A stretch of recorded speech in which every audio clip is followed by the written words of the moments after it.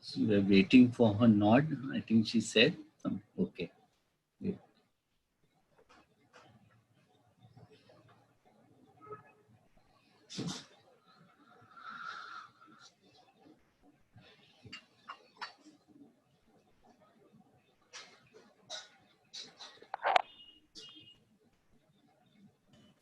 We're live.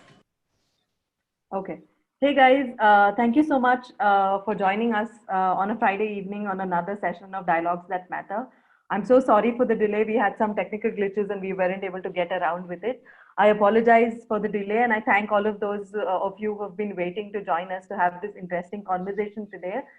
Without further ado, please allow me to introduce the speaker for today, who is one of our, we are super excited to have this conversation with Mr. Harish Sadani.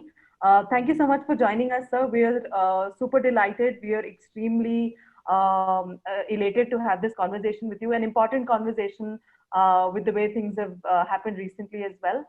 Thank you for joining us. I will perhaps take this opportunity also to introduce you for those of you who are joining us who don't know about Harish Sadani. So Harish Sadani is a leading gender rights activist who has pioneered efforts in India since the 90s, which is almost 25 years plus experience. He's the co-founder and the chief functionary of Men Against Violence and Abuse, which is MAVA. MAVA is primarily an organization that engages with adolescent boys and young men at the school level and the college level, and as well as targeted communities so that they can have healthy conversations around sexual health, gender sensitive behavior, through various programs like leadership training and, using out of the box methods. Thank you so much for joining us, sir. We want to get this conversation started. Let's start perhaps by understanding, the organization. Because it has a very interesting name, which is, Men Against Violence and Discrimination. Why don't you talk to us a little bit about this name and what led you to form this organization? So, yeah, thank you, Shruti, first for this opportunity. Right. As the name says, Men Against Violence and Abuse. So here are a group of men from different fields who are against violence and abuse on women. Right. And as going by the name, we are the first in India, the pioneering organization. So the history of MAVA the genesis is very interesting. Right. So it was in 1991, a journalist by the name C.Y. Gopinath. He was writing a column in the Daily Indian Express. Okay. And, he was writing a column on a social cause every week. And initially began with writing the problem of the sightless. And then one forthcoming issue was on the topic of wife battering. Right. And as his team had talked to different people in society, what they think about domestic violence specifically, Right. The common refrain was that unless men's attitude change, nothing is going to happen. Right. So that made him put up an ad, sort of an appeal in the same column, saying that wanted men who believe that wives are not for battering, and if you are a man wanting to stop or prevent violence against women, please write to box number so and so. Right. And to his surprise, within 10-15 days, some 205 men wrote, including me, in response to that ad. And from this 205, around 90 men continuously were meeting, and this was in 1991, and after a year almost, in 1993, they registered as an organization. So it's a small ad which has given birth. Right. I think that's quite an interesting story. The smallest things that kind of trigger something as big as a conversation, or the space that kind of allows things like this to grow and foster such kind of conversations, right? So that's a very interesting story, and thank you for letting us in on that story. From there, I'd like to get into understanding what constitutes as violence and what constitutes as discrimination, because I think that kind of sets the bench and the base for the conversation we're having today. So if you could talk to us a little bit about, what is it that is violence and discrimination by law, and maybe even otherwise, what is the distinction? So, like our society is by and large patriarchal, a male dominated society, Right. you know, and the society which has the pillars, the five subsystems of our society. I would say whether the family as the basic institution, then education, religion, governance, media. Right. All these subsystems have over the years have been reinforcing ideas about, what it means to be a man, what it means to be a woman. Right. So, all these subsystems accord a primary position, a position of privilege to men, Correct. and accordingly, therefore, a secondary status to women. Correct. And it's through the secondary status that the woman is unable to lead a life of dignity and safety, I Right. would say. And when discrimination sets in because somebody wants to retain the power, here in this case, the men, and because they want to control, and there is something called entitlement to privilege and power which they have been getting through this male dominated society. So you find wherever possible, they put sanctions on the woman, restrictions on women while they Right. enjoy the privileges. Right. And through those you find direct and subtle forms of discrimination happening in various life cycle of a woman. So even before birth, you find that the son preference is so common, in different parts of the country, especially in the northern India, where the feudal mindset adds to Right. it, that I want a Right. male child only. So, automatically the discrimination is made where a girl child is unwelcome. So even before Correct. birth that is happening, but you find that as the girl grows up, very subtle forms of discrimination where she wants, whether in terms of menstruation, you find that during the days of menstruation you find that she's made to sit aside, and whatever she touches becomes impure. And so those notions of purity, impurity, and Right. that she should be under the control of men. Then whether in terms of job opportunities, education opportunities, a woman is not able to decide for herself. So the Correct. decisions of her life, when they are controlled by men, the discrimination sets in because the woman is not able to decide for herself. And violence is in a way a larger picture of the discrimination. So the larger discrimination which you see in society is in a form of violence. But when you say specifically violence, the canvas is huge. It starts from verbal abuse to daily misogyny, which are not counted as when somebody talks about abuse or Right. violence. Right. But then domestic violence, sexual harassment at the workplace, and in public place, and of course molestation, rape.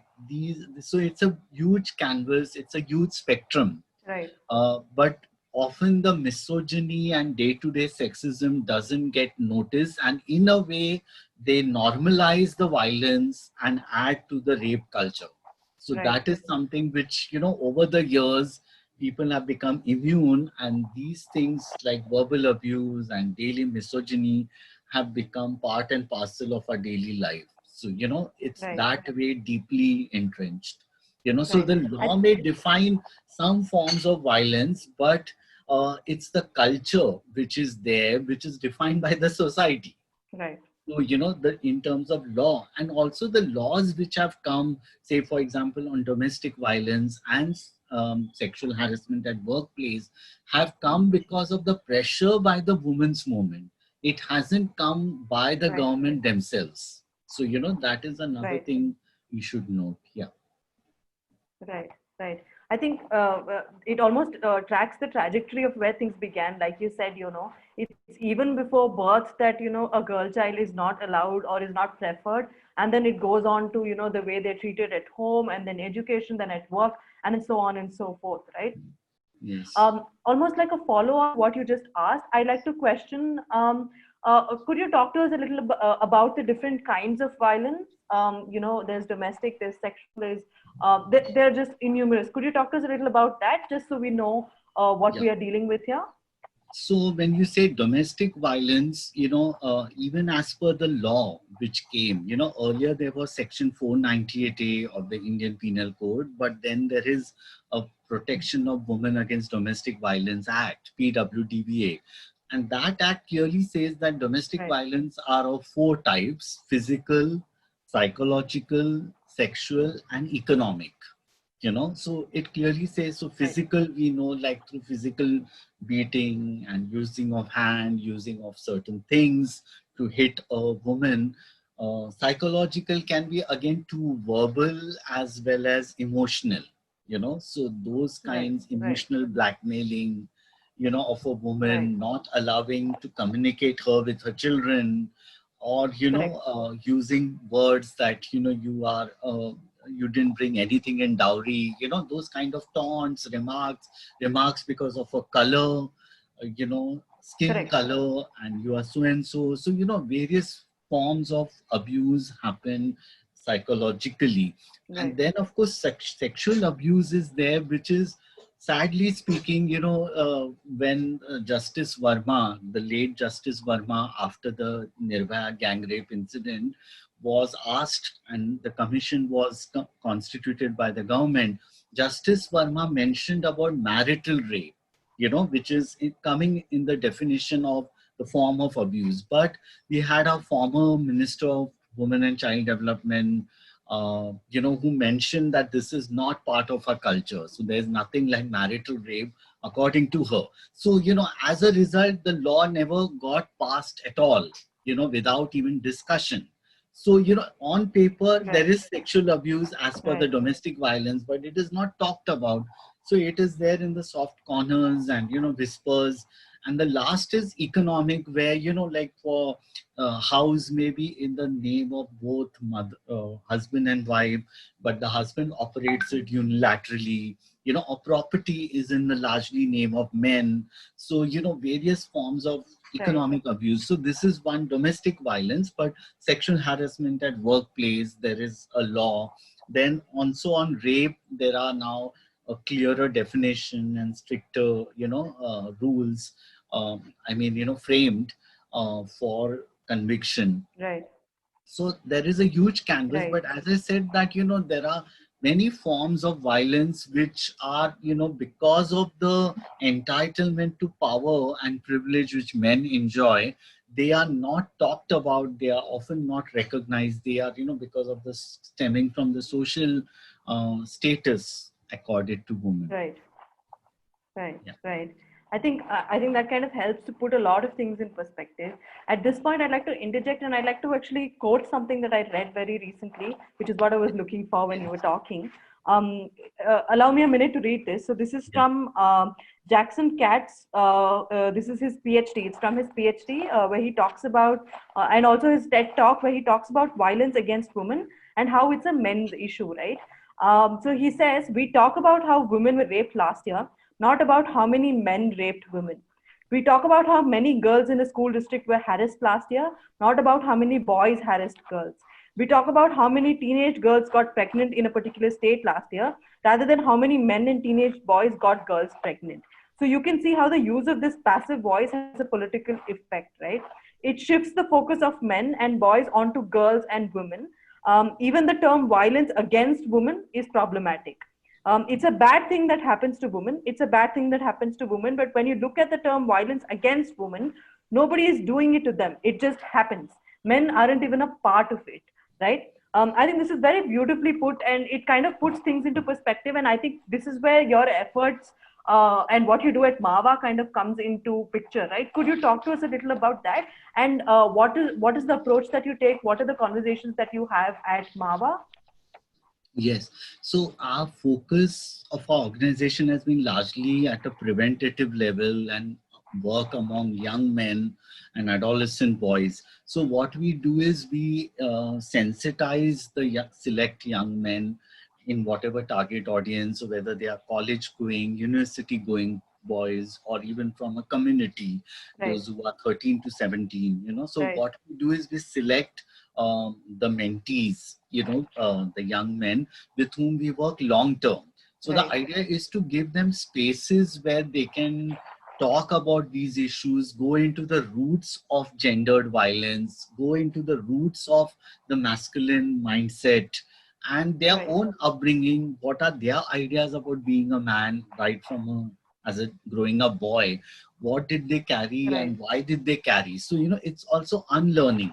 So we have participatory exercises wherein they are able to talk their mind and also listen to other viewpoint, and that is very interesting. So there are series of these sessions, sometimes using games, exercises, and also theater, films. So we use a wide range of cultural expressions for them to open up, for them to listen to another viewpoint. And often when these sessions are held in colleges and schools where there are girls classmates also attending and participating. So what happens when the boys express themselves, the girls come to know of differently thinking boys, as well as the boys are listening to girls, which normally is not happening, the intermingling of the genders. So that is what we do. And, through this non-threatening space, I find that these youngsters are able to go into the roots of the behavior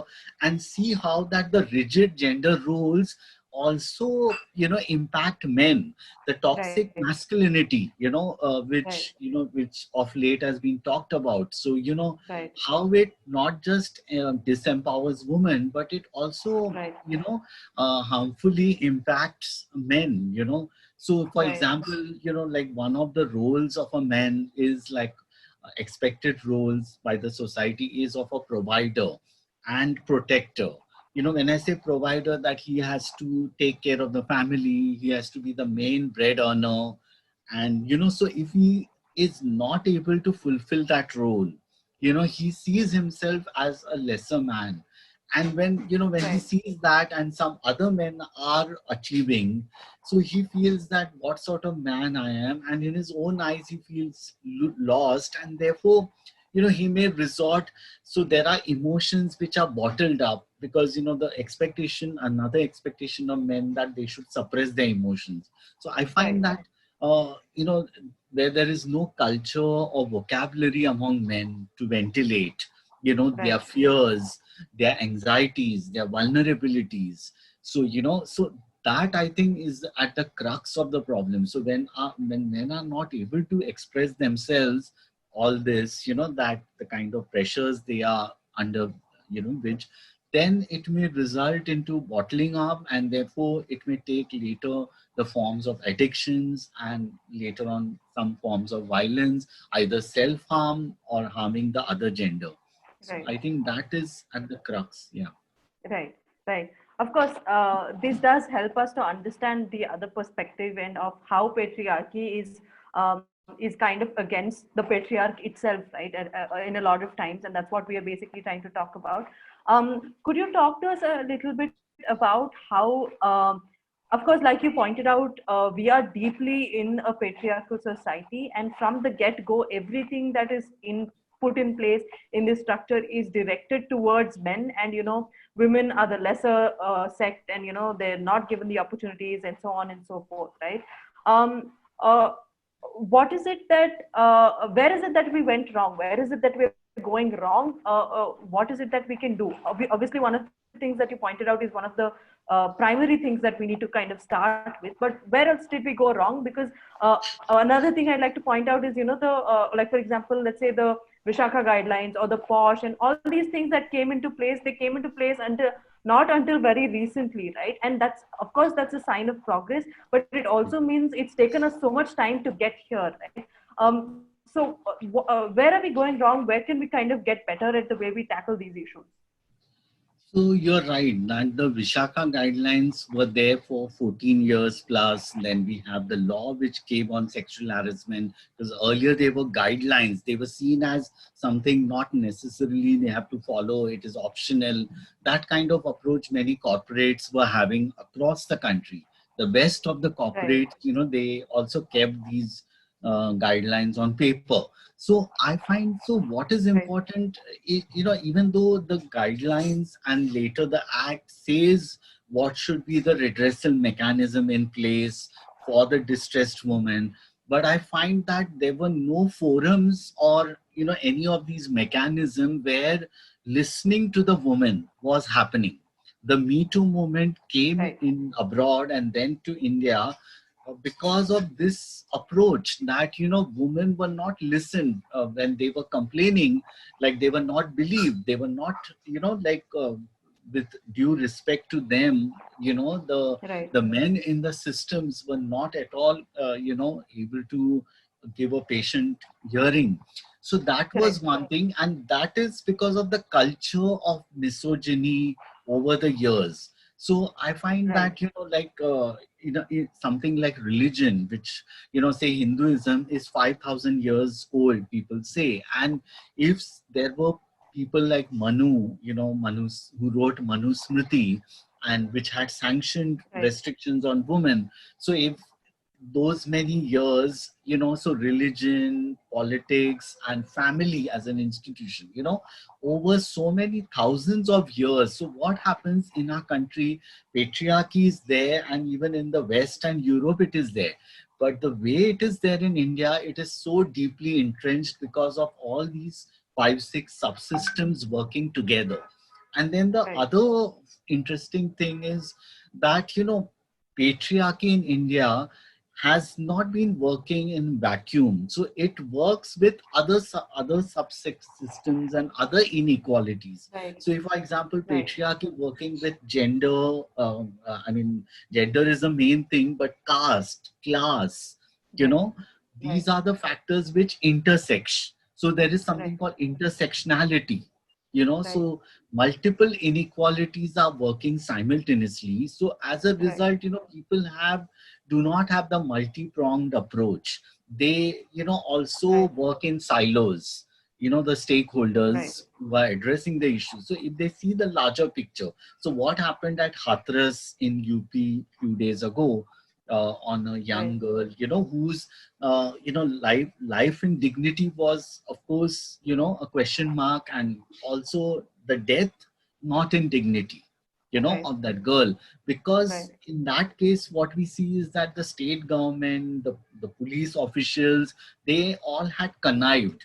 There was a conspiracy of silence, and we had seen that on Dalits for years, whether it's in Maharashtra, on other parts of the country, we had some 15 years ago, the Khairlanji case, in Maharashtra, where an entire Dalit family was lynched, and, their bodies were mutilated. And, so the starting point was that a Dalit woman was raising her voice, which was not taken in the right spirit. How dare a woman, So I find there is intersectionality of gender, caste, class, sexual orientation, politics. They are all working together. And I think that framework is needed by all the stakeholder when you have to address, that the problems of women, all women are not the same. The problems of Dalit women, the problems of Muslim women are different from the upper caste woman, for example. Though the upper caste woman, because she is woman, she is disadvantageous at certain levels, but she is at an advantage because of her belonging to a so-called higher caste. So I think that is what need to be understood. And, once people understand what are the other inequalities, then accordingly you provide in the facilities which are required so that they come on a common level. And that is, say, for example, reservations or certain facilities. If somebody is working in a night shift, that providing facilities of transport, by the employer. So the employer is not doing a favor, because of this facility, but they are keeping in mind what are the requirements, keeping in mind what are the facilities needed if women have to work in night shifts, so that sensitivity, what is expected. So that has been lacking, and therefore, and in general, gender issues in India have by and large seen as women's issues. So, the growing up of young men, growing up of boys, is completely disconnected from all these issues. So if gender-based discrimination on women is happening, it's her problem. So unfortunately, that is the kind of mindset which has percolated at various levels of society, that today everybody thinks that if anything on gender one has to handle, then it has to be only women and girls, you know. Right.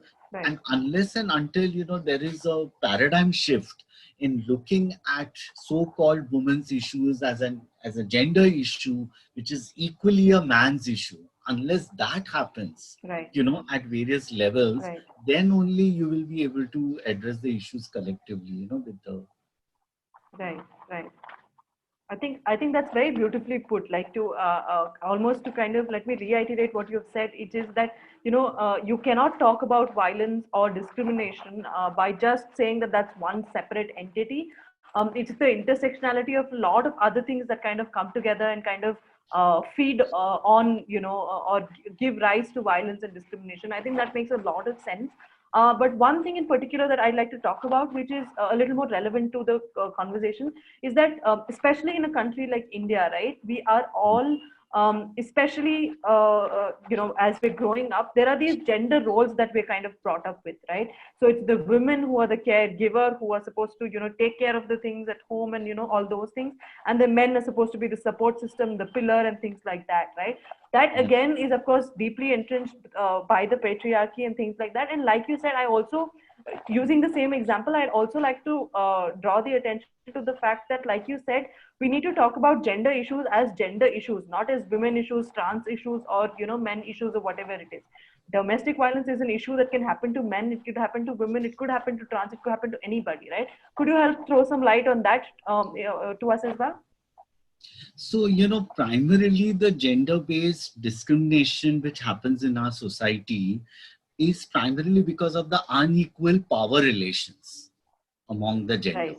And Absolutely. by and large, that Absolutely. the power is largely resting on men. But then, this is a broader framework. When you say specificity, there are situations where women may be in a better position and men could be in a subordinated, in some cases. So just as masculinity is also not of a unitary construct, not a homogeneous construct. There are men who are, of course, a large number of men are dominant, and the hegemonic model is what they ascribe. But there are other men who are complicit form of masculinity they are adhering. There are men who are subordinated. There are men who are marginalized. And when they are marginalized, there are women who are in positions of power. So, one see that, but of course, as I said, by and large, ours is a patriarchal, largely male-dominated society. So one has to understand that. Now, one has to also understand that, the violence against children, you find that male child sexual abuse is also on the rise. So that also has to be viewed that in the context of the relations between the parents and the children, the people who are adults misusing power. But at the same time, there is another aspect I wanted to tell, that, there is now, just as we are a men's group working for the rights of women, there is a mushrooming of groups of who call themselves as men's rights groups, So we have to be a little cautious and worry about those groups who claim that a large number of women are misusing rights to, falsely implicate men. So I would say in response to that, and there are many such groups. There is Purush Hakka Saurakshan Samiti, which is the Committee for the Protection of Rights of Men, translated. Then there is Vastav Foundation. There is Save Family International, and there is All India Men's Health Association. So what happens? These groups. I understand that any law is subject to misuse in our country. Any law, But why only specifically laws which are meant for women are targeted? One has to understand the politics behind it. So these men's rights groups are not able to substantiate through any study that look, a large number of men are a large number of women are misusing laws. In fact, these organizations also give examples about the figures of National Crime Records Bureau, and they say that men's suicides have increased in the years vis-a-vis women's suicide. Now, a person like me who has been working in the field for 27 plus years, I would say that the figures are correct, that the men's suicides are surely 3 times more than the suicides of women. But these men's rights groups are attributing those numbers because they are attributing to women. They are saying that the suicides are happening because of women, that they are making the lives of these men miserable. I would say that the figures are correct, but men need to introspect that is it because of notions and ideas about masculinity that they have to be always a winner, provider, and when they are failing to do that, they go through rejections, frustrations, and they are unable to accept those, and as a result they think about committing suicide. So one has to see the linkages, and so therefore these groups observe Men's Day on the 19th of November every year, but there is no rationale behind how they started it with a clear purpose that a large number of men should introspect on that day. It's used as a day primarily to bash women. So we should be worried about such groups when we talk about, gender-based discrimination on any gender. It's of course the largely the women who are subjected to more, and also transgenders and people of non-binary, who are more subjected to violence and abuse than men. That reality one has to keep in mind, when you talk about gender-based discrimination. Right. I think what's coming through from this conversation is that I think we no longer need to look at things as, men, women, trans, gender fluid, whatever it is, it's just a gender issue. I think a larger umbrella to cap, these conversations would be a little more helpful, feasible. I don't know. It seems that it would be a little more helpful, at least in understanding and grappling with the situation that we are in. A little bit, moving away a little bit, the world today as we know it has completely changed. We're all in uncertain and, unprecedented times. We're living in a pandemic. Unfortunately, that has also given rise to a lot of situations, and, because like you pointed out, the power dynamics does exist, and you're in a confined space. There's not much you can do. And that's kind of given rise to a lot of issues, a lot of escalation in the cases of domestic violence and things like that, right? Could you shed some light on that? Could you share with us some experiences on those lines? Yes. So, the pandemic has, unfortunately, we are seeing, the pandemic is COVID-19, that is in 2019. Right. But the two viruses in India, which are much older than that, one is the patriarchy, the virus of patriarchy. Right. The other is the virus of communalism. These have been thousands years old. So right. What happens, it has ramifications on gender relations. So you find that, a greater burden is found after women are now mostly at home. So where they were doing the roles of household work and, as a prime caretaker, right. Of households and including children, now right. They have a heavy burden of responsibilities, not just on that, but if they were working women, then they have to also work from home. And, they are constantly seeing the men in their midst and unable to contribute to household work. So a large burden. You find that domestic violence has exasperated in the times of COVID.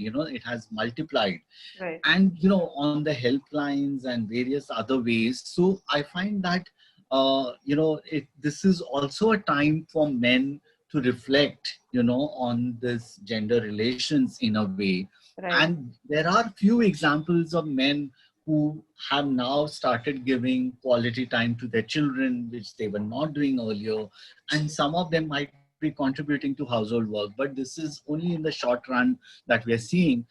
So I find that there are dynamics happening. The substance abuse has increased among men. So, and because of the joblessness among a sizable number of men across the country, when you're talking, that is further going to impact on the relationship and strain further, So that there are examples of that, the migrant laborers, affected because of those instances of joblessness, and there is displaced anger outpoured on women at home. Right. I think we have highlighted enough of the problems, and so that the people out there also feel a little optimistic. Could you talk to us a little about the solutions? What can we do from a young age, at an organization level, at a government level? What can we do to kind of change things slowly, but hopefully surely, So yeah, I mean, there is surely, I see a ray of hope when I work closely with young men, and follow with them, and, the way I engage them. So that engagement is on a continuous basis. It is not out of tokenism.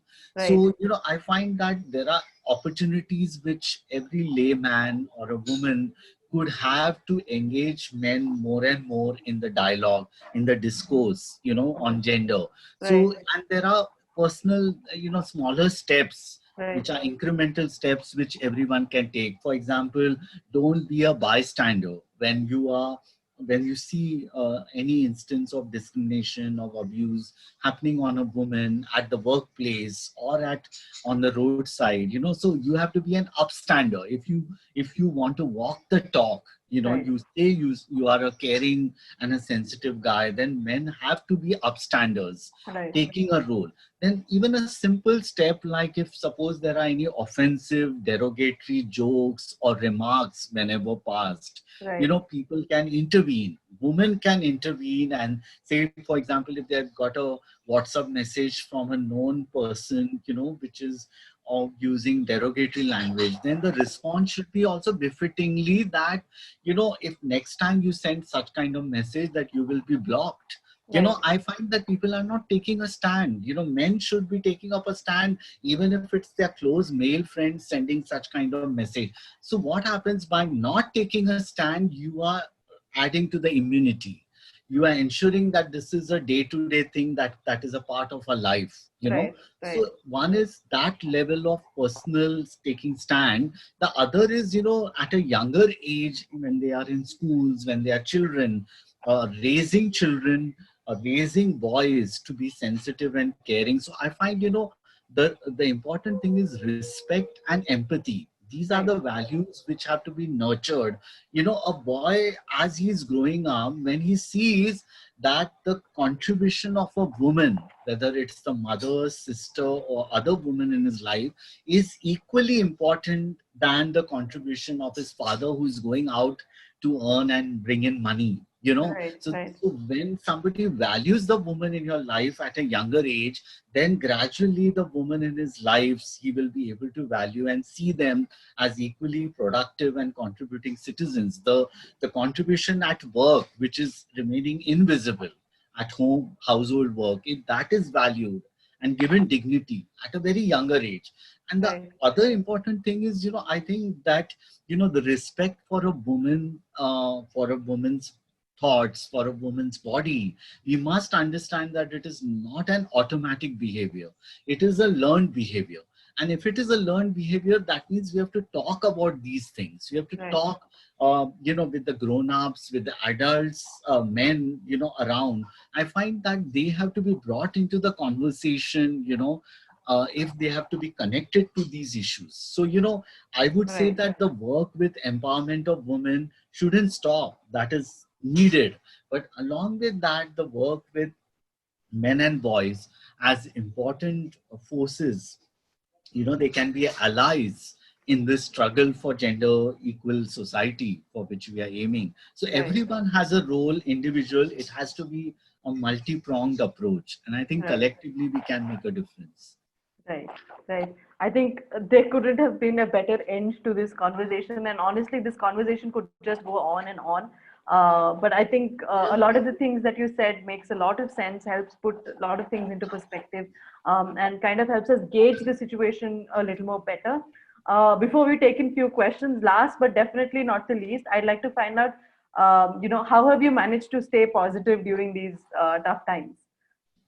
So, in these COVID times, we also as an organization have been evolving. I and my team members, we work with young men in colleges, universities, and, we are using the space of the digital medium to engage and continue the dialogue, Right, in a variety of ways. So some of our past mentors, they right, motivate other mentees and they bring into the fold the dialogue. So, we recently have started a new initiative by the name Manush, which means let's be humane, that right, kind of a tagline. And this right. is a project, whatever work I was doing up till now in Maharashtra, we are trying to upscale that work in Karnataka, Assam, and Gujarat, with Okay. new sets of young boys. So I find, that the response of these youngsters, the young men, that keeps me alive and kicking. And even whether in post-COVID times, that gives us, the constant zeal and enthusiasm to do more. Right, right. I think the optimism is definitely palpable, and the fact that there is this conversation happening, and there are people who would love to stand up for gender issues, in general. I think is commendable, and we'd love to, hope that the smaller actions kind of surmount into bigger change, and we hopefully will see a better world tomorrow. I'm checking if we have any questions. Um, I don't think that we do. I don't think that we have any questions. So I Um, would just like to make an appeal that, all men who are watching this program, and also women who think that what I'm saying is important, that we need men to be part of our conversation. So in whatever way, if they can help in preventive work, in raising awareness among men and boys, they should feel free to contact me through our website, on sure. www.mavaindia.org. Right. So, if they can get in touch anywhere who is watching, and I think each one can contribute their bit, and it's high time that we, engage. Men have been a part of the problem. If they are seen as part of the solution, then we are one step towards that equality which we are all dreaming for. Right, right. I think they couldn't have been more profound words for today's conversation. So thank you so much. Thank you for sparing us your time and helping us understand the ground reality and what we can do to better this situation. I have definitely learned a lot today. I do hope that the people who joined in today would have learned at least something, if not anything else. Thank you so much. I thoroughly enjoyed this conversation. It was a conversation that was much needed. On that note, thank you to everyone who joined us. This is an initiative where we talk to people who are making a change in the smallest of actions that they're doing, who are change makers, who are doing things that are of importance. We have some interesting lineup coming up. If you know people, organizations that you think we should talk to, please do let us know in the comments, and we'd be happy to have a conversation with them. Thank you so much, sir. It was a pleasure talking to you. Stay safe and stay positive, and I'll see you guys in another episode of Dialogues That Matter. Thank you so much, sir. Thank you.